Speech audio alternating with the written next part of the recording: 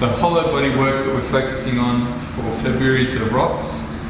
So you want to have a nice, fairly soft surface to do it on, especially if you're a bit bony or whatever. You don't want to bruise your back up or bruise your pelvis up on the front. But before you even start rocking, you want to have the basics down. So you want to have a nice kind of hold here, if not at least at the level where you've got your legs out. And you can hold that comfortably for a minute. And here, this one's super hard to hold for a full minute. Really try to open the lats up while you're in the hollow. Like that, that's quite hard. So they're a good place to start. And then if you go to the rocks, you want to go back to an easier version. Really try and feel, you lift the pelvis and you're coming up onto the shoulder blades. If you get fatigued, just go back and finish the minute with an isometric. The neck with that, just like the crunch cobra, quite hard. So you really got to stabilise the neck, tongue on the roof of the mouth, keep the jaw closed. Obviously with the rocks, to make that one harder, let's start lengthening out. You want to get that nice full length on it.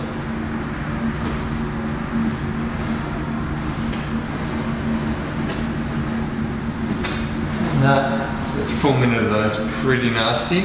And because it is more of a posture endurance type thing that we're looking for, don't go out and just go hard and really clench with a hard version.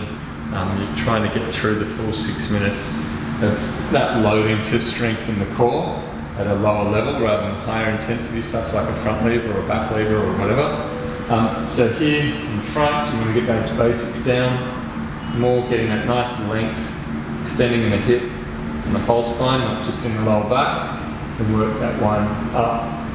Getting those hands above the head here, which is super hard to get it behind. And then that strength and the traps there. The rocks, you can start with your spotting with your hands, try and get up onto the chest, then you take the hands off, then you're going to work towards those higher versions. Super hard to get those traps and delts to really get those arms back at the end with the arms above the head. So don't rush into that, just work with a level that's good to film it. Make sure you're not just chucking the head back and just hinging there and in the lower back when you're doing it. So it's really important to film these. I know myself too, you can just do the easier version. You think you're going hard, but you're really just furthering your imbalances. So take the time to do it right.